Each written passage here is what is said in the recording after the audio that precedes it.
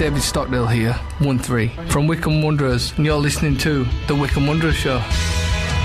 Welcome along to, I believe, episode 7. See, I've continued counting, despite saying that I wouldn't.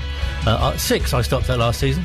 That was nice of Stocko, wasn't it? Yeah, very good to hear from him on our show. He's not actually here. We haven't got him in the corner, just doing like voiceovers. That would be quite good, though, actually. A bit like Anton Deck's Saturday Night Takeaway. We should have a player just sitting in the corner doing a... Coming up now, it's Colin and Bob. Yes, something to think about for future weeks. Yeah, we'll ask Matt. Coming up this week, we'll reflect on the big news of the week in a few moments' time. No, not the cabinet reshuffle. Topical, doing satire now. Also, we'll look back at the game against Oxford, where we got a draw, a creditable draw, you might say. We did, yes. One of those rare things, a quite exciting 0-0, even though there wasn't much goal-mouth action. There was a Wycombe Sound outing to Adams Park this week as well. That was very exciting. Where the rain held off, and Bob spoke to Pete Couhig. I did indeed, yes. And Luke spoke to lots of players, which included David Stockdale from just now. And we did see also Bodger without his head, which we thought was a bit of a no-no when we were just there. And then the club put up a picture on the website of this, which, if you know anything about mascots, that you're not meant to do that. You're not meant to show the mascot without their mascot's head on. But fortunately, it wasn't the mascot, the actual Bodger. Yes. As it turns out. It wasn't the real Bodger. It was a pretend Bodger. Bodger Tribute Act. Which sounds strange. Well, ironically, that's what the mascot is, I think. Anyway, because actual Bodger, of course, is Tony Horseman. Yes. Not actual... well, that's getting stranger now. Tony Horseman isn't in the Bodger suit. That's not what I mean at all. Okay. Anyway, our ex-player slot this week is taken by another goalkeeper. We've already spoken to John Maskell and Colin Bunting. Very excited to be chatting to Paul Hyde, and we'll be hearing from Sergeant Laurence East as well, who is a member of Thames Valley Police, who was running around the Adams Park pitch yesterday raising money for pancreatic cancer and awareness as well. So we'll be talking to him, and we'll hear from Gareth looking ahead to the game against Charlton Athletic on Saturday, the first at Adams Park for some considerable time. It is, and it makes up one of the Wonder of Wycombe games as well, as the club have been calling it. So you might well have heard the big news this week that Wycombe Sound and Wycombe Wanderers are teaming up. We're forming a partnership. It's very exciting. Makes it sound like you and I are going to be playing in the team. Yes, we've been... Can you imagine Colin and I are going to be up front because we're both quite tall. Yes, to put off the opposition. Indeed, yes. Some sort of distraction tactic you might have seen on social media, you might have seen on the website. There was lots of news. The Rob Lesperance radio show will be coming from Adams Park on a Saturday home game. There'll be lots of other player voices on the air as well, promoting home games.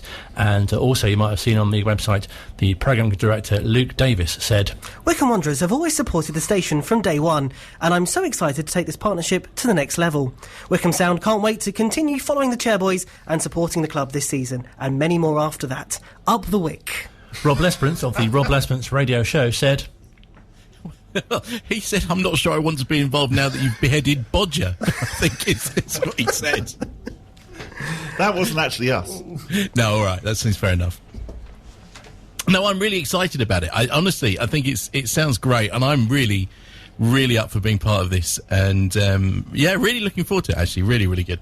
Because will the show be very different? Because obviously, I'm sure regular listeners to your show will know that they probably thought if one thing's missing, it's to have it at Adams Park. That's what it really needs.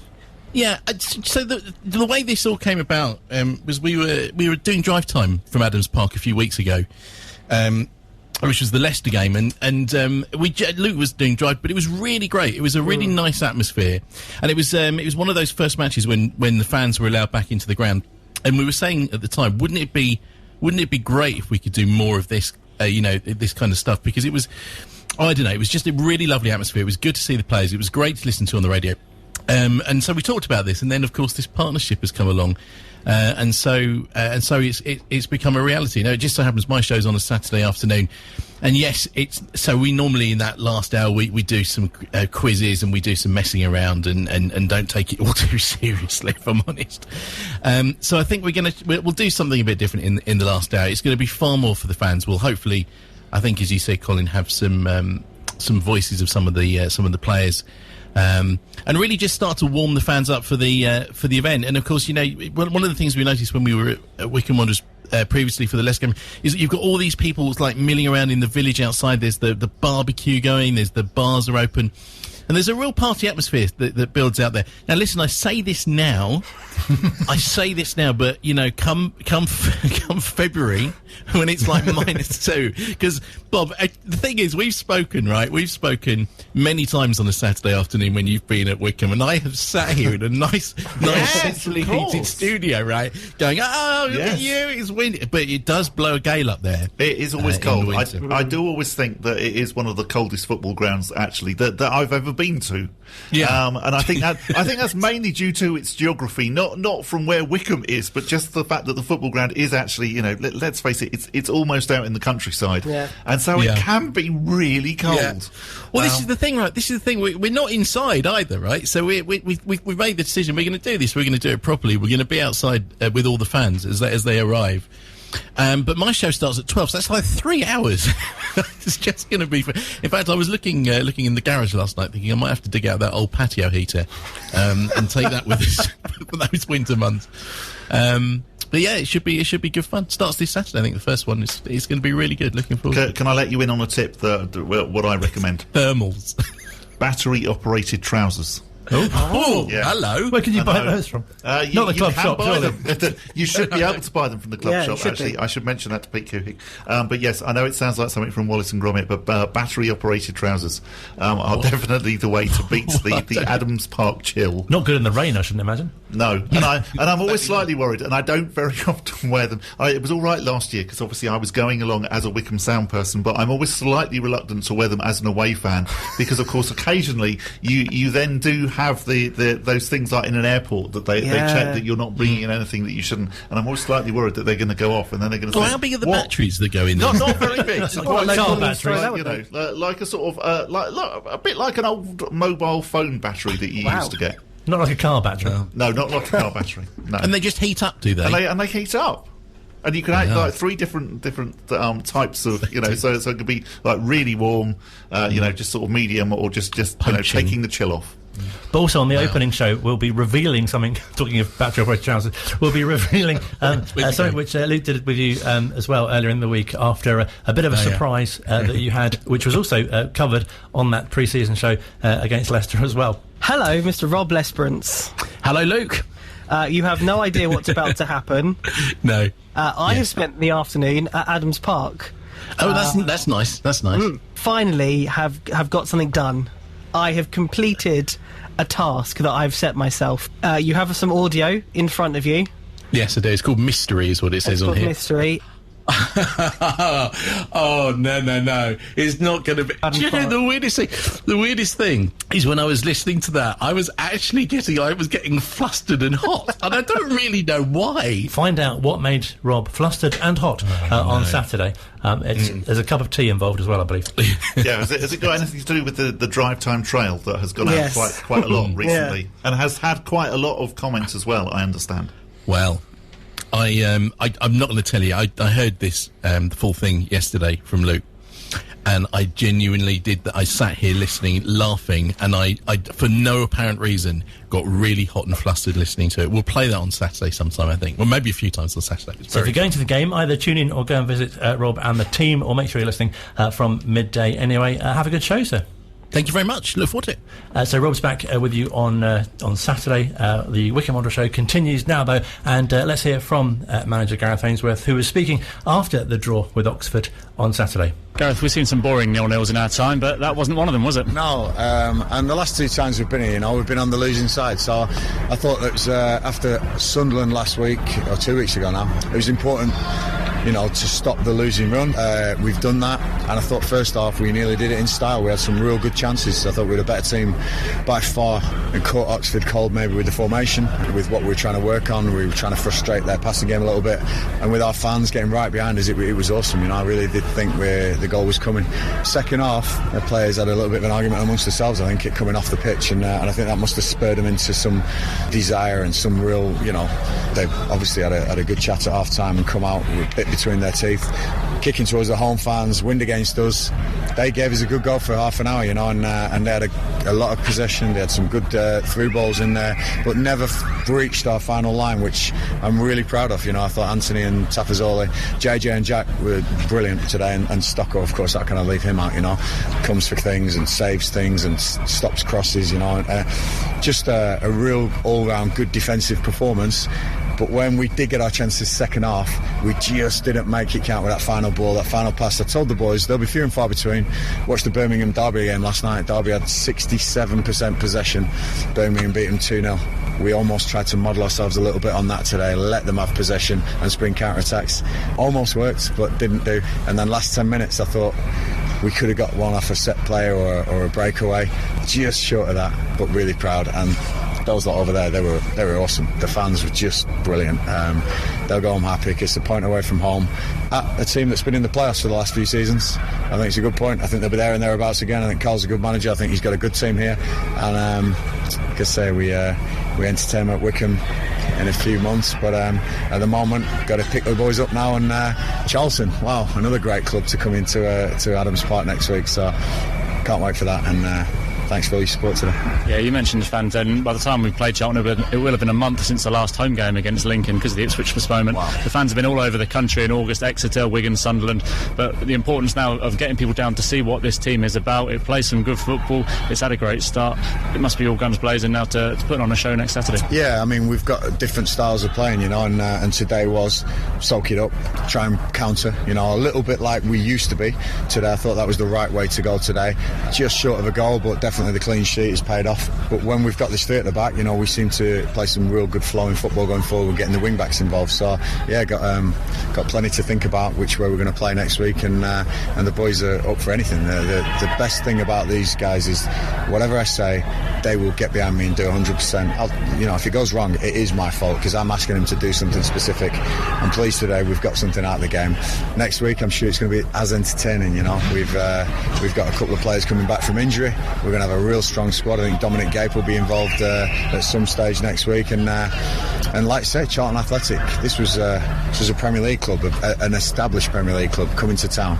Get behind us, just show what this club means to you guys, because those lots today, we couldn't have done this without you. Thank you, and can't wait to see you next week. Really interesting to hear from the manager talk about the different style as a player that he adopted to take on Oxford, and I think really pleased with the point. Yeah, definitely. I mean, it's a rare thing to say about a 0-0 where there weren't lots of goal-mouth opportunities, but yes, it definitely was a very entertaining game, and as you would probably expect with such a game, I think Ryan Tafazzoli, Anthony Stewart, David Stockdale, unsurprisingly were probably the heroes of that game. But yeah, I think when you look at it, definitely that was a well-deserved point. And as we touched on, you went along to Adams Park on Tuesday. I did. And chatted to, among others, the Chief Financial Officer, Pete Couhig. Indeed. In another one of those, I didn't see him in the car park this time, like last season where I kept bumping into people in the car park, but did manage to grab a word with Pete and had a chat to him, first of all, about recent events in Louisiana. Because I guess the car park's a lot quiet on a Tuesday. It is, yes, rather. During the day. I'm sure lots of Wycombe fans heard the news from Louisiana a few weeks ago about the weather incidents, and probably all thought of you. Just checking how Rob, how Missy, how are all the family out there? All the family's based in St. Francisville and Baton Rouge, which is on the western side of the hurricane. It wasn't near as bad as New Orleans. New Orleans lost power for a couple of weeks. A little scary. I lost contact with my wife and kids for about 15 hours, but knew that it was on the safer side of the storm. Very fortunate to have a generator that kicked on right when the power went off.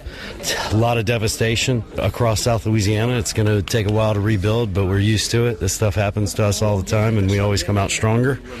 But yeah, tough situation. I think we're always very, very grateful as well, and just amazed at how much time actually you spend over here, considering you've got so much family over there.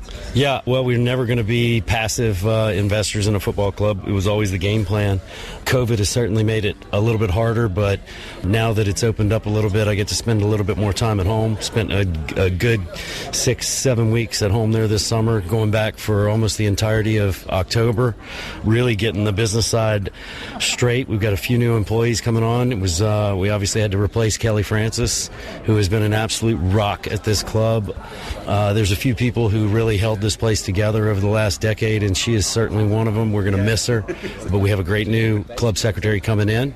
I think even on behalf of the fans as well, there's not many football fans and clubs probably where they know the secretary, but here at Wycombe Wanderers, she was very much a familiar face to all of us. No, and she's a perfect example of what it is to be a Wycombe employee. She never said it's not my job. Whatever it took, Kelly got it done. Didn't matter what time I called her, what time Gareth called her, what time any of the players called her, what time Rob called her. She was on deck, ready to go to help out with everything. I was kind of joking with Rob that we're probably going to have to hire 2 people to replace her rather than just 1. But I do think with the number of folks that we've got coming in across the board, we'll hopefully be able to withstand that kind of loss. And that's one of the impressive things at the moment, is just noticing the amount of recruitment and whatever notices that you're putting out. You can see how the club is actually growing. Yeah, really thankful for everybody that has sent their CVs in. We've had to make some really, really tough choices for some of these jobs. It's really, really cool to have multiple great people to choose from that we're able to sort of mix and match with the folks that we have in the organizational chart already. You can draw it up however you want, but then until you look at the resumes and you see the individual skills and experience that folks like that have and are bringing in, you get to a more practical rather than theoretical organizational structure. So I've been really happy that we've found the right people, I think. And on the pitch, how happy are you with how the season's gone? Pretty happy. Really felt as though we could have gotten a result up in Sunderland with the number of chances that we had, the way that we dominated the first half. First 15 minutes, we were all over them. As soon as we start scoring early goals when we are swamping teams like that, I think it's we're going to be tough to deal with. I think we've actually had quite a few injuries early this year. We're about as strong as we ever have been. I think almost everybody's back. So we move from one type of selection headache, which is missing lots of starters, to the other type of selection headache, which is I've got too many players to choose from. But very happy 5-6 matches into the season that's where we are, because we do need the depth. And you must be delighted as well that we've got TJ DeBar, who's almost our sort of Ronaldo version in Gibraltar, where actually lots of Wycombe Wanderers shirts are now being sold on the Rock because of TJ. Yeah, well, he's actually got a little bit different nickname. He's the Wycombe Tevez. Yeah, that's what I hear. The boys are calling him Tevez. So, if your teammates are calling you that early, they're not going to give that nickname to anybody. And certainly when you see him play, he definitely, with the low center of gravity, the awareness in the box, he definitely reminds me of a player like that. Now he's got a long way to go, but we think this is a perfect opportunity for him to show what he can do, and he's certainly shown it with Gibraltar. And it's very impressive as well to see how we bring these players through. You look at Anis Mameti, who was in a similar situation obviously a season ago, and where he is now, and hopefully TJ can follow in his footsteps. Yeah, Anis got the call up to the 21s. I don't think I don't think he's too far away from getting the full call up. He's come along fantastically. Obviously, still learning some lessons as a young player in the league. So he's got a couple of 2 or 3 game break, but I think he's going to learn from it. Knows he made a mistake. And just grow from there. I think once his first shot goes in this year, he's going to score bucket loads of goals as well. Looking forward to the Charlton game, where I'm imagining we will have probably the biggest attendance so far, and biggest attendance actually at Adams Park for quite a long time. Yeah, I really hope so. We're really pushing it. The boys are playing very well. I think this is one of the best Wycombe Wanderers teams ever. I almost think it might even be stronger than last year in the championship. And as we gather momentum, obviously more fans will come. But really, one of the things that we're trying to do is reach out to the community. It's just a fun day out in Wycombe. We're right here. You're going to see some classic English football matches. Very exciting. Obviously, I think we pay a little bit more attention to defensive tactics and changing our defensive formation against the types of teams that we play against. But we really kind of drastically altered the way that we approach offensively. And we got some really exciting players up top. I think we're going to see a lot of goals this year. So, we've made improvements to the Chairboys Village, so it's definitely a party atmosphere. Oh, so completely. Get here early. Saturdays. Even if you don't like football, show up. You like beer, you like, good people, good vibes. Good place to do it. What's not to like? And finally, obviously, we got an important game on Tuesday night. How much are you looking forward to getting up to the Etihad Stadium? Who do we play? Manchester City, I think. To be completely honest, I'm just focused on Charlton. Man City will be all right, but our goal is promotion out of League One this year. And so, do we want to do well in cups? Yeah. Is Man City a great away trip? Maybe make a little bit of money? Yes.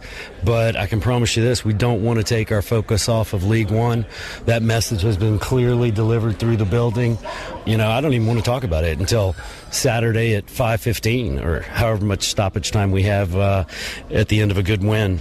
I really don't. We tried to set it up and make it as smooth as possible so we could stop thinking about it a couple of weeks ago internally, and we've set everything up for the staff and players, but really so that we could focus on Charlton. One game at a time. And then Charlton, yeah, absolutely. And really, Rob's sent a pretty clear message that our focus this year is on the league. And that's fantastic. For a club like this, that's so good to hear that actually, Championship club, that's where we're aiming to be. And to be completely honest with the guys that we have on the squad, everybody's been there and done that with big cup matches. We've been away at Tottenham. The guys that we've had, there are actually only a few of our older players that haven't played at City. So obviously it's a special night. One of the best teams in the world that even their third 11 is absolutely top notch. Could probably beat the French national team, but we are going to give it a go once we get there. But you've trapped me into thinking about it before Charlton.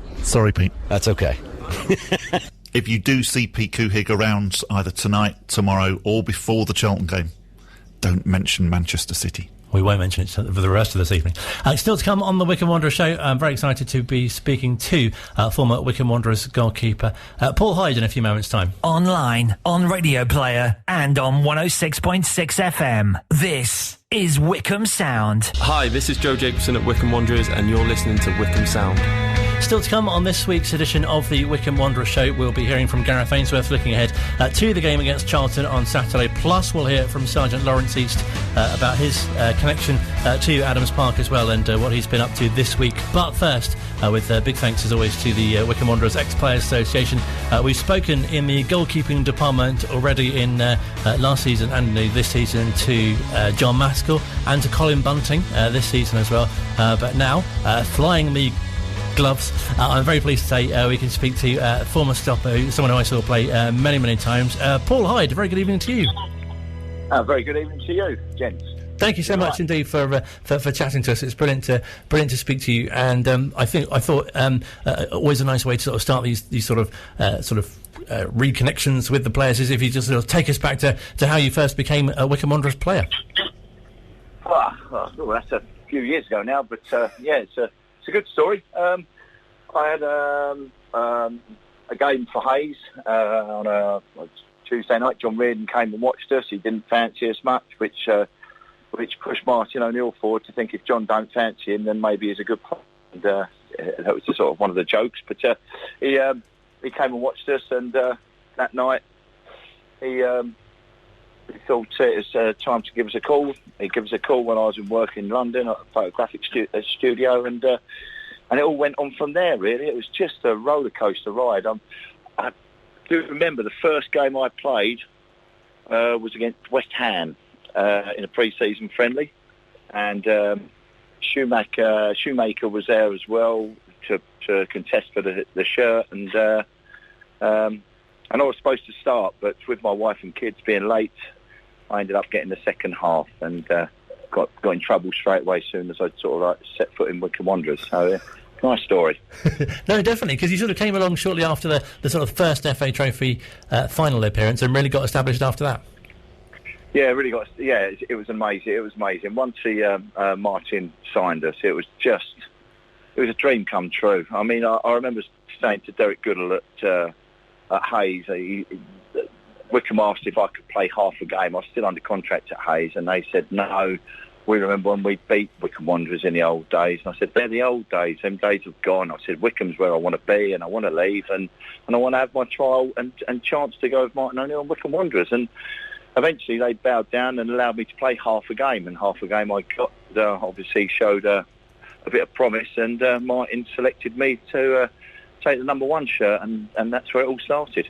I mean, you couldn't have been any more pleased, I guess, with how it went. I think there was one season where you kept 16 clean sheets and were so sort of pivotal in the club doing so well.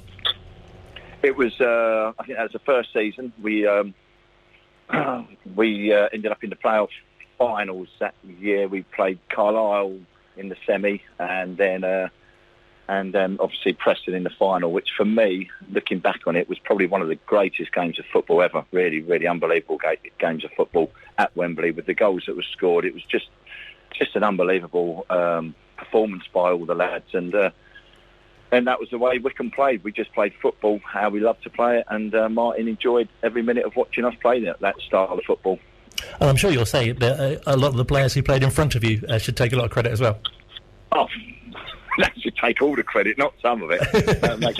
Magnificent players. Creaser, Matty was unbelievable. He had Cuz was just a lovely young lad with a bit of a edge on him, and you had Titton on the left back at the time before Belly came, and in midfield then you got Keithy Ryan, you had Davy Carroll. For me, was the greatest player in my time. I just said, he's just unbelievable. He played everywhere and anywhere. He's just a maestro with the ball. And you had Scotty, who was a goal-scoring machine. You had Westy up front. You had Kim Casey came in, Langford came in, and you had Archie. I mean, you just go on and on and on. We played football on the front foot. We never played on the back foot. We went and attacked, and we knew we had good defence with the captains and the Matty crosses at the back and Jason's, and I just felt that playing football for Wycombe, looking back on it and looking at some of the games that we played, were just so exciting and so attacking and so positive. It was just unbelievable. And to play at Wembley as well, obviously against Runcorn and then again against Preston, must have given you some fantastic memories. As a boy, I thought my time had gone. I think I was 24, 25 when I signed for Wycombe, which is late. I'd squandered my chances to go pro at an early age through stupidity and being a boy. And I lost my way a little bit, and Martin found my way and gave me the opportunity to join Wycombe. To go to Wembley was a dream that, I can't explain it. And as being a footballer, it's just everything you want in life. And then to become a pro at the end of it as well was just the icing on the cake. And I can't tell you how much that meant to me. And the years that go past, and I look back, and the time that I had at Wycombe was the most magnificent time of just stories to be told and players to be talked about and times to be had. It was just amazing. Paul, we hear that quite often as well from other Wycombe Wanderers players. And how unique was that team setup in your career? Did you have that sort of setup anywhere else where you obviously, you're speaking about it so warmly, where you felt so much part of something special? It was, I don't think it was so special when I signed. I think a lot of the lads turned around to Martin and went, "Why have you signed him? He's mad." And I think his reply probably was, "I signed him because he is mad, and he'll give us an edge." And but then once you got to know the lads, and the lads got to know you, and we are still very good friends. We're in contact, all of us, in contact on a daily basis, whether it be telling jokes or arranging to meet up and go out in London. And we all come from different parts of the country, or even the world, some of us, and to explain what that was like, you had to be part of it. It was just incredible. I couldn't wait to go training. I couldn't wait to go to away matches. I couldn't wait to just be part of it. And when we lost the games, if we lost, we didn't lose too many in my time there, but again, not down to me. We all felt for the gaffer. We all felt we'd let him down and let the supporters down. We were the most unselfish team in my history, knowing all the lads. We just wanted to win for each other and win for the gaffer and win for the supporters, because it meant everything to us. It just really did mean everything to us. And I'm sure it's easy to forget as well, or take for granted, in fact, that even in your initial time at the club, you weren't even full-time, and then obviously getting promotion to the Football League as well, and becoming full-time. Absolutely. I mean, it was really tough times because there was a lot of travelling to be done. There was a lot of afternoons to be had off and a lot of mornings to be had off if you had a long midweek games, and it was very testing and very taxing. But it if offered the opportunity to do it again, I would have paid Wycombe Wanderers to have done it. It was, it was my pleasure and my honour to play for the club, and my honour and to just be part of it. And it was just, looking back on it, they gave me my dream, and marching opened the doors for us, and it just sort of like roller coasted on, and for all the lads that were there, for all of us, I think we just loved each other's company, and we just all went out, and it was one for all and all for one. It was just an incredible friendship time of brilliant football, and it was an incredible time for Wycombe Wanderers and the supporters as well. It's just fantastic. Are there any particular games or contests or players that you came up against which particularly stand out for you? Standout games, quite clearly, the Colchester at home game when the goalkeeper stuck one past me, but I still blame Chris for that one. But no, joking apart, the best game of football I think I played in down there was when we beat Coventry in the League Cup. That Tuesday night in the League Cup, when we had lost 3-0 at Coventry, and then we went 4-0 up against them, and I think they were second in the league, in the top flight that year, and I think it might have been the Gouldy's last game for them, because they got so much stick, and they had such a good team, and the football was end to end, and they beat us on a deflected goal from Phil Babb, if I remember correctly, and it was just, for me, it was probably one of the great games of football that I was involved in. There was end-to-end stuff. The football was classic. The goals were amazing. Terry Evans was playing. He put a Grezovic in the goal when he scored a goal. And I still don't know why it was disallowed, but hey-ho, it was. And then you go through to the playoff finals and the playoff semi-finals, and there's just so many great games involved. But yeah, for me, I think the two best games for me were the Coventry game, and then the playoff final when David Carroll scored a couple, and the goals were just magnificent. When you speak to so many Wycombe fans who say, it would have been so great if you could have been at the club a bit longer, but I guess, in many situations with a change of manager, players sort of fall out of favour, and you sort of end up leaving the club. It was the most hurtful time in my life. My parents took it, they felt the pain for me. My family took it on the chin as well and felt the pain. I can honestly say in my heart of hearts, I don't know what I did wrong.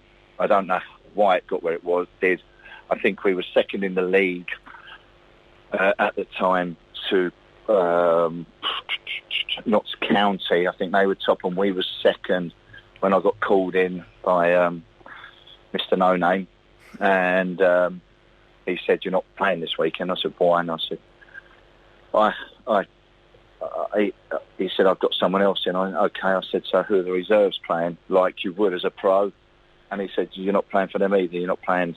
And that was it, and that was the end of my career at Wycombe. And it came to an abrupt end when we were second in the league and going well with the similar sort of team. There'll be a few of them had already bit the dust, and it was a tough times, but we were playing well still, and I couldn't get my head round and understand what was going on really, because it was wrong, and it broke me. To be fair, it broke my heart, and to leave that club. And I turned up for training every day, and I brought my own kit in, and the lads could feel my hurt as well, and they didn't know what to do, and they couldn't do anything about it. It was just a horrible time. And strange for fans as well, because obviously they wouldn't have sort of known the kind of behind-the-scenes, if you like, story, and we're just seeing that you'd have left and another goalkeeper had been brought in. No, it was much deeper than that. And even when he had an open forum, my mum went to it without me knowing, and he went to read something out that said even sort of Bournemouth don't want him because he's too old, and I think she stood up and shouted out, "You're a liar, that never happened." But it hurt my family, because my family had a wonderful time, an absolute fantastic time at Wycombe. They travelled the country to every game, home and away, and they were part of the balmy Wycombe Wanderers army, and they all went away, all got on the coast together, and it was brilliantly organised, brilliantly run, and every weekend and Tuesday night was just buzzing and a fun time and a fun place to be. It was just brilliant. It must have been great for you as well, a real lift when Martin took you on to Leicester as well. Martin was a complete gentleman. Yeah, he took me to Leicester. He got rid of the big goalkeeper Couhig at that time, and he just said to us, he said, I don't know if you'll ever be ready for the top flight. He said, but all I know is, Heidi, he said, you'll never let me down. He said, you've never let me down, and you never will let me down. He said, and I can trust you for that. And for that, I'm always thankful for the gaffer. And a total gentleman, a real honest, lovely man and lovely family that they are. And I can't speak highly enough of him and the players that I played with. They are great mates still, and it was fantastic to be part of. And tell us what you're doing these days. I'm a school teacher at the moment. Yes, I've been school teaching for the last 15, 16, 17 years now. So I'm in the PE and games department. I've mellowed a little bit, so I'm not too... I'd quite like to be in that class. I think that will be, I would imagine that would be quite good fun most of the time. It's fun. I teach with a smile on my face and fun, and I like the kids to enjoy what they do. So, unlike when I went to school, in them days you used to get a cane. You probably don't remember that, but we play like Martin used to play with us. As much as he showed a stern hand, he was such a funny man, Martin, and he brought humour to the club, and we used to he used to invite us after the games if we won, because he got so excited. He used to invite us into the ballroom for drinks, even if I ever didn't know about it. It was brilliant. It was so funny. It was just a great place to be. It's fantastic to get that sort of behind-the-scenes insight as well. And you must be so pleased to see the club doing so well, especially with, when you consider that the manager came out against you playing for Preston at Wembley at that time, and you could never have imagined that he'd be leading the team out at Wembley to get to the Championship. No, it was funny. It was because I got invited up to a couple of years ago, about 3 years ago, I got invited up to present the Supporters Player of the Year awards, and they asked me to do a bit of a speech. So I wrote down a bit of a speech, and actually Gareth was there, and I saw him, and I wrote down what I was going to say, and I actually ripped it up, threw it on the floor, and I was just stood up and said, this gentleman's take you to another level.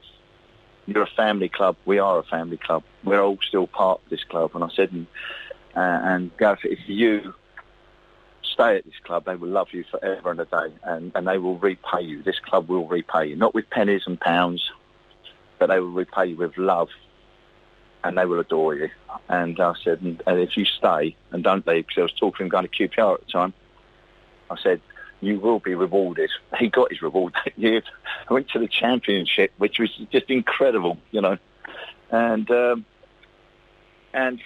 a club of Wycombe Wanderers' size and structure, in 25 years to get where they've got is just an unbelievable mark of success for the way that the club's been run, from the ground staff, from the catering staff to the management staff, right through the directors, and also on the footballing side. It's just been an incredible run, and the only downside of that was no one was allowed to watch them in the Championship, which must have been heartbreaking for all the supporters. No, definitely. It's been a real pleasure to speak to you. Thank you so much, Steve, for your time. That's an absolute pleasure. Paul Hyde, former goalkeeper from Wycombe Wanderers, speaking to us here at Wycombe Sound. Online, on Radio Player, and on 106.6 FM. This is Wycombe Sound. Hi everyone, it's Matt Bloomfield at Wycombe Wanderers, and you're listening to Wycombe Sound. Still to come on the final part of the Wycombe Wanderers show, we'll hear from manager Gareth Ainsworth ahead of the game on Saturday against Charlton Athletic. But first, I don't know what you've been doing today or how you've spent your day, but I think it'll feel quite insufficient compared to how Sergeant Laurence, who's from Thames Valley Police, has been spending his day. Tell us what you've been doing today, sir. Hello. So I've climbed one of the peaks in Wales today. I've been a Penny fan. And tell us what you were doing yesterday.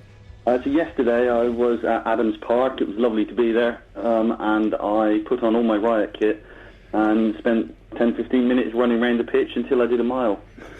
And tell us why you were doing this. So I was diagnosed with pancreatic cancer last year. It's incurable, unfortunately, so I'm just trying to raise a bit of awareness around the symptoms and the sort of mental health side of it, whilst raising a bit of money for the charity to kind of help with some research, etc., to hopefully prevent other people having to go through what I am.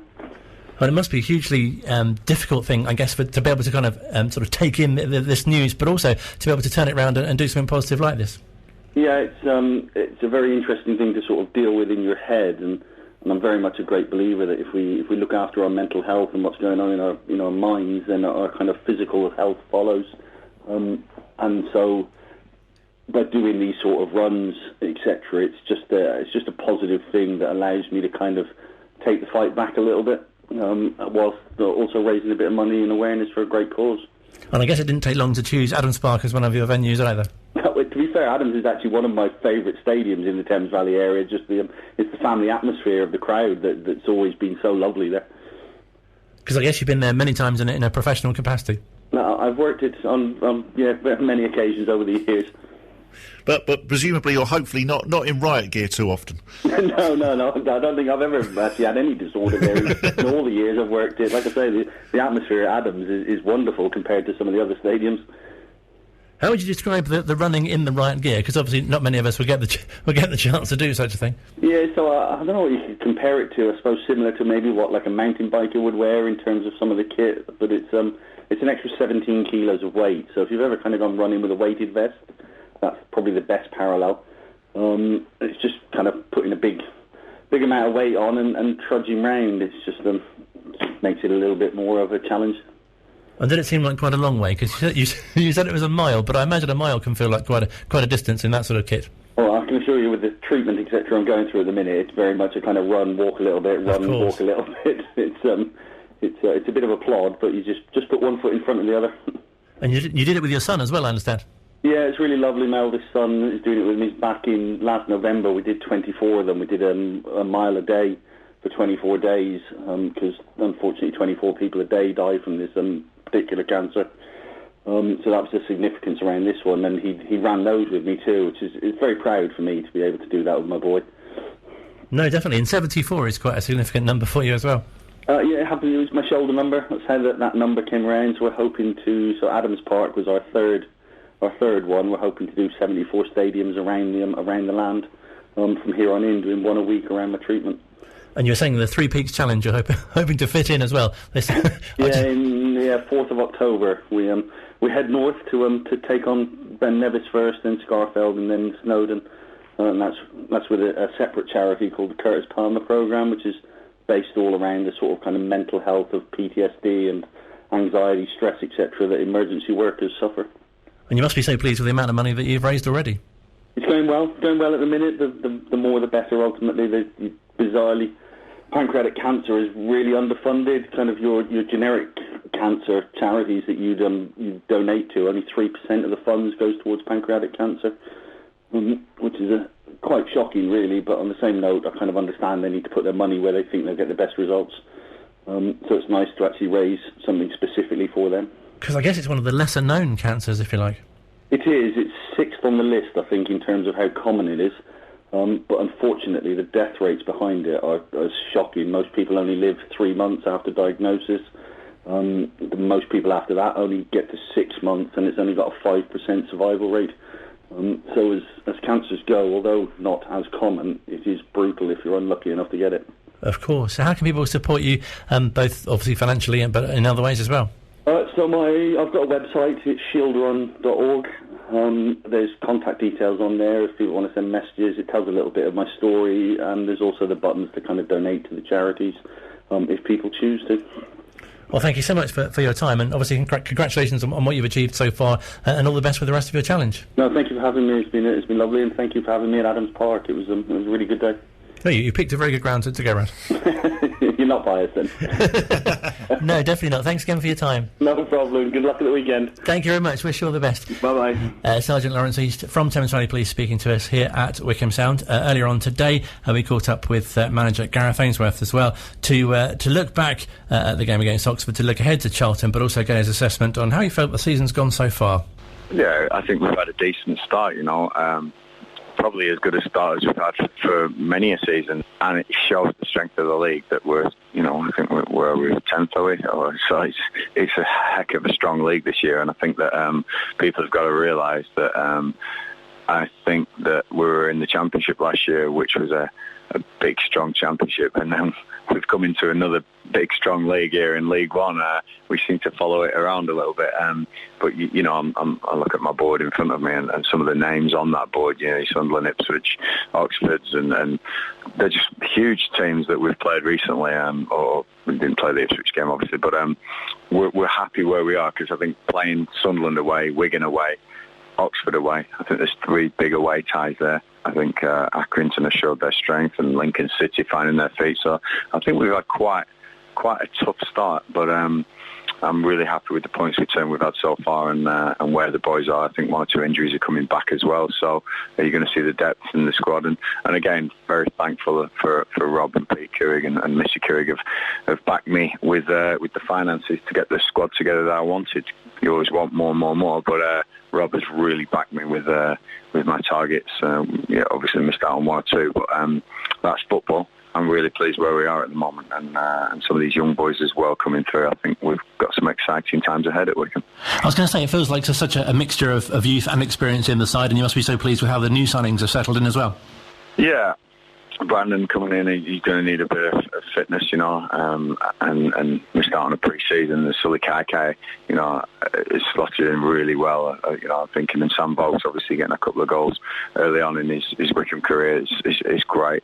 So just all round good feeling about the place, and Josh Scowen, I don't even count him as a new signing. Sometimes he's in pictures in days gone by, but 4 of them have really made an impact, really made a difference, as well as some of the old guard here that I think have upped their game because of what we've brought in, really impressed with the way everyone's settled in, and 1 or 2 new staff members as well. We're becoming this proper football club now that we've desired for 7, 8, 9 years, and with the Couhigs in. It's been a fantastic transformation. And I know you spoke after the Oxford game about how pleasing it is that the players are so adaptable to the different styles of play that you're able to adopt already. Yeah, the Oxford game, it's funny for me. If anyone thinks that's not a derby, I don't know why the Oxford fans cared so much then. It was a real blood, guts and thunder one, because we knew what they're a very decent side at home. We know what they can do, and I think adapting to a different formation and a different way of playing, the boys took it on. And honestly, the best thing about being a football manager is when you say something, your players do it 100%. Yep, I'm ready to take the blame if it doesn't work, and that happens sometimes. But I'm so pleased that the players bought into what we wanted to do, and we came away with a great point. I think that'll be a big point at the end of the season. I'm looking forward to the next few games coming up now. And you were saying you're getting players coming back. It must be so pleasing to have Dominic Gape returning as well. Gape is huge, huge player. What a player he's been over the years for us, and just himself, but David Wheeler, Tafazoli getting fit again, and 1 or 2 of them. So some of these young boys, Chris Farino and Jack Wakely, 2 big centre halves there who have been in the treatment room, and I think what happens is when you sign for Wycombe, when you come to Wycombe, the intensity of the training, the change of pitches, the things we do differently in the sports science department, which will improve you ultimately. Sometimes the boys will pick up the odd niggle, and we have to be very careful with these. It's a balancing act as the manager. I have to bite my tongue sometimes, because I know Kian and Dave, who've been with me nearly all my managerial career, know exactly what they're doing. I trust them wholeheartedly. They're always on at me, but they're fantastic at their jobs. Surrounding yourself with people who are better than you at their jobs is key to management. A lot of managers won't do it because they're scared. I want everyone better than me around me. If everyone's better than me, then we're in a good place, and it's easy to manage them all. So yeah, trust and patience with some of these younger players is key. But the squad now is coming together really nicely, and I'm really pleased where we are. The players and fans alike must be really looking forward to Saturday as well, because it feels like such a long time. I think it's almost a month since we've had a home game at Adams Park, and especially with the last 18 months, a real great opportunity for the fans to come and see, especially a team like Charlton visiting. Yeah, and absolutely hitting the point home that I think we've had a tough start. The games we've had before have been away, and that's been a real tough start in the league. So we need to make sure that we're on it on Saturday. And at home, I know Rob and Pete want as many people down as we can. You know, Charlton will bring a good following. It's only an hour away, you know, and South East London there, and I'm sure that it's going to be a real good atmosphere. You know, we've updated the stadium, we've upgraded things, and I know these things don't mean a lot if you're not winning games, but just to come in now and see, you know, the electric boards around the place, the scoreboard, the sound system, all these things. I'm hoping that the fans are proud of their Wycombe, you know, because it's something I'm really proud of. You know, the journey we've been on and what we are now. Just want to get this place packed out now, and I know that the terrace will be full, and if we can fill up the other areas and you know, get some vocal support behind the boys, I know it makes a hell of a difference. It always did when I played, and believe me, your shouts count, and I would love to see 6,000, hopefully 7,000. You know, if we could get anything like those numbers week in, week out, I think we'd have a real chance at achieving something special. And a win against Charlton does sound especially pleasing, especially for fans to come away from on Saturday. Charlton Athletic, you know, we all remember Charlton Athletic as Alan Kirbishley and the Premier League days, you know, and this is a huge club with steeps in history, you know, and you know, one of the original London clubs, one of the first ones, you know, so it's a huge game, a real huge game, and I'm again, I don't want to big everyone up, but you know, we are in this league now that we've been trying to get in for 20 years. We're established in this league now. You know, no longer is it about surviving in League One, which it always has been for this football club. This is now achieving from League One, which is phenomenal. But to do that, you have to beat teams like Oxford and Charlton and Ipswich and Sunderland and Portsmouth and Wigan and Bolton. You know, the list will go on and on. You know, but it's really special to be involved and to be seen as an equal amongst these teams. These teams fear Wycombe as much as they fear each other. And for me, that's a huge success story for us. And just briefly, finally, just to get your thoughts on, we're speaking to Laurence East from Thames Valley Police, who did a lap of Adams Park, raising money for pancreatic cancer. I know you played in a charity game at the weekend down at Horsham, and obviously an ambassador of One Can Trust. It's so fantastic that the club can support these good causes. We've got to keep our humility and our roots as well. You know, you can't go off and not be there for the people who've been there for you and the important things in life. The moment you think you're bigger than you are, you know, pride before a fall. You know, don't be too big, never ever. And I think that we keep grounded here, which is really important. And as I've always said, football is huge, but it's not everything. And as long as we keep that mantra here, I think that's important. It's a very important part of my life. It's a huge, important part of a lot of people's lives. But we'll put into perspective of somebody with pancreatic cancer or people who can't afford to buy food for their kids on the table, then football will definitely become secondary. And as long as we keep those values, I think we're very proud of our football club. I think that's something as well which is really nice and really noticeable. Yeah, definitely. If you do want to donate, incidentally, shieldrun.org was the website address.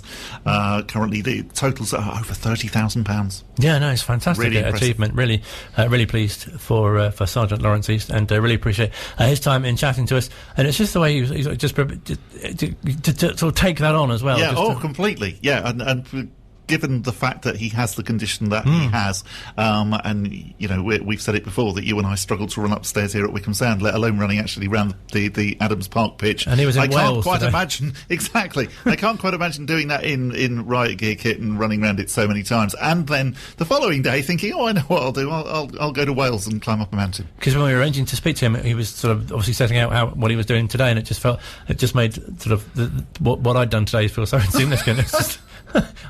What you've done today is appreciated by many people.